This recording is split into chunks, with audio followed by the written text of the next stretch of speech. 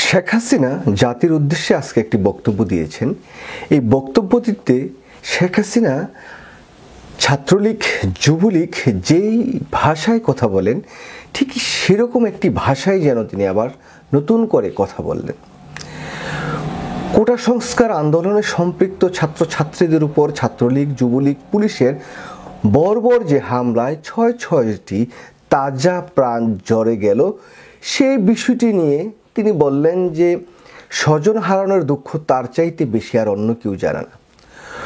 অথচ তিনি এই কর্মকাণ্ডের সাথে সম্পৃক্ত যে ছাত্রলীগ যুবলীগ এবং পুলিশ সরাসরি সম্পৃক্ত, যেই পুলিশ টিভি ক্যামেরার সামনে প্রকাশ্যে গুলি করে একজন ছাত্রকে হত্যা করে, সেই বিষয়টি কিন্তু কোনো ক্রমেই তিনি তার এই বক্তব্যে অ্যাড্রেস করেননি।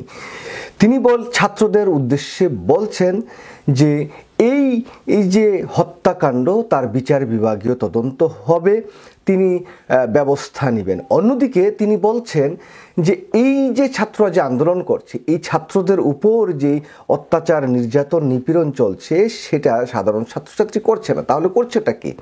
এটা অবশ্যই সারা বাংলাদেশের মানুষ জানে, জাতি জানে যে এটা ছাত্রলীগ করছে, এটা পুলিশ লীগ করছে। অথচ সেটাকে তিনি পাশ কাটিয়ে গেছেন। দু একটি জায়গায় যে ছাত্রলীগকে ক্যাম্পাস থেকে বিতাড়িত করতে সাধারণ ছাত্র শিক্ষকরা যে কর্মকাণ্ড করছেন বা তাদেরকে কিছু উত্তম মাধ্যম দিয়ে বের করে দিয়েছেন ক্যাম্পাস থেকে, সেই বিষয়টি তিনি টেনে এনে বলছেন অনেক জায়গায় ছাত্রদের ছাদ থেকে ফেলে দেওয়া হয়েছে, এই করা হয়েছে, সেই করা হয়েছে। এই যে বক্তব্যটি শেখ হাসিনা দিলেন সেটা একেবারেই যে বিষাক্ত আওয়ামী লীগ, আওয়ামী লীগ তো বাংলাদেশের জন্য একটি বিষাক্ত রাজনৈতিক দল এই মুহূর্তে, সেই বিষাক্ত রাজনৈতিক দলের যেই সভাপতি ঠিক সেই রকম ভাষায় তিনি বক্তব্যটি দিয়েছেন, জাতির উদ্দেশ্যে দেওয়া বক্তব্যটি। কারণ সেটি কোনো ক্রমেই বাংলাদেশের বা একটি রাষ্ট্রের প্রধানমন্ত্রীর বক্তব্য হতে পারে না। এই যে একটি চলমান আন্দোলন, এই আন্দোলনে ছয়টি তাজা প্রাণ ঝরে গেল, সেই তাজা প্রাণ ঝরে যাওয়ার পরও ছাত্ররা আজ পর্যন্ত আন্দোলন সংগ্রাম চালিয়ে যাচ্ছে। ঢাকা বিশ্ববিদ্যালয় বন্ধ, ক্যাম্পাস থেকে ছাত্রদের চলে যেতে বলছেন। জাহাঙ্গীরনগর বিশ্ববিদ্যালয়, রাজশাহী বিশ্ববিদ্যালয়, চট্টগ্রাম বিশ্ববিদ্যালয়, সকল যে বিশ্ববিদ্যালয়গুলো আছে সেই বিশ্ববিদ্যালয়ের হল থেকে ছাত্রদের চলে যেতে বললেন। এবং যে আদালত একটি অবৈধ রায় দেওয়ার মধ্য দিয়ে আবার কোটা ফিরিয়ে আনলেন, এই যে অবৈধ যে কোটা, এটা সংস্কার না করে সেটি আবারও সেই আদালতের দিকে ছাত্রদেরকে ঠেলে দিয়ে বললেন আদালতের রায় কি হবে সেটা দেখার জন্য অপেক্ষা করতে বললেন। এবং তিনি এখন বলছেন যে আদালত ন্যায্য একটি রায় দিবেন, এরকম একটি কথা বলেন। এখন তিনি কিভাবে জানেন যে আদালত একটি ন্যায্য রায় দিবেন? 6টি তাজা প্রাণ ঝরে যাওয়ার বড় ছাত্ররা বা ছাত্রদের এই আন্দোলনকে বিভ্রান্ত করার জন্য শেখ হাসিনার এই বক্তব্য টোটালি অযৌক্তিক। এবং এই বক্তব্যতে এই যে ছয়টি তাজা প্রাণ ঝরে গেল, তাদের যারা হত্যা করলো তাদের বিরুদ্ধে কি ব্যবস্থা নেওয়া হবে সেই বিষয়টি কিন্তু শেখ হাসিনা এখানে অ্যাড্রেস করেননি। আবার তারা বলছেন যে বিচার বিভাগীয় তদন্ত কি হবে? এই বিচার বিভাগে তো, এই পুলিশ বিভাগে এইসবে তো সব ছাত্রলীগ যুবলীগের সন্ত্রাসী ক্যাডাররা বসে আছে। সুতরাং এই জায়গায় আসলে বিচার বিভাগীয় কোনো ভালো বিচার আসবে সেটা আশা করার আসলে মুশকিল। তবে বাংলাদেশের ছাত্র সমাজ কিন্তু শেখ হাসিনার এই বক্তব্য মোটামুটি প্রত্যাখ্যান করেছেন।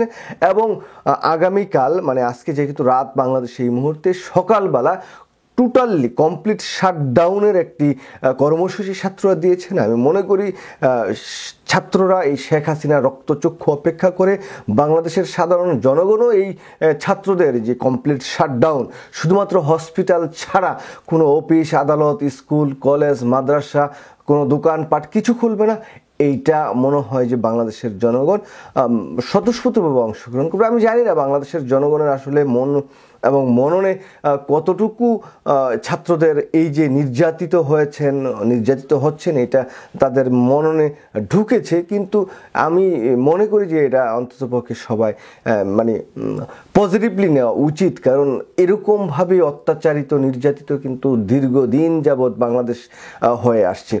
দেখুন, এই যে গতকাল বাংলাদেশের জাতীয়তাবাদী দল বিএনপির কার্যালয়ে যে হারুন, আমার ছোট ভাই হারুন, তোমাকে আমি বলছি, তুমি তুমি আমার ভিডিও দেখো আমি জানি, কারণ আমার ভিডিওতে ভালো করে তুমি ব্লগ মারো সব সময়, তোমাকে নিয়ে কথা বললেই সেগুলো হয়। তবে এই ছোট ভাই হারুনকে বলবো যে এইসব নাটক করে বিএনপির পার্টি অফিসকে ক্রাইম সিন ঘোষণা করে যা যা তুমি করছো, এগুলো করে আসলে কোনো লাভ নাই, কোনো পার পাবে না। যাই হোক, সবাই ভালো থাকবেন। কালকে ছাত্রদল আন্দোলনের সাথে সম্পৃক্ত হন। আল্লাহ হাফেজ, আসসালাম।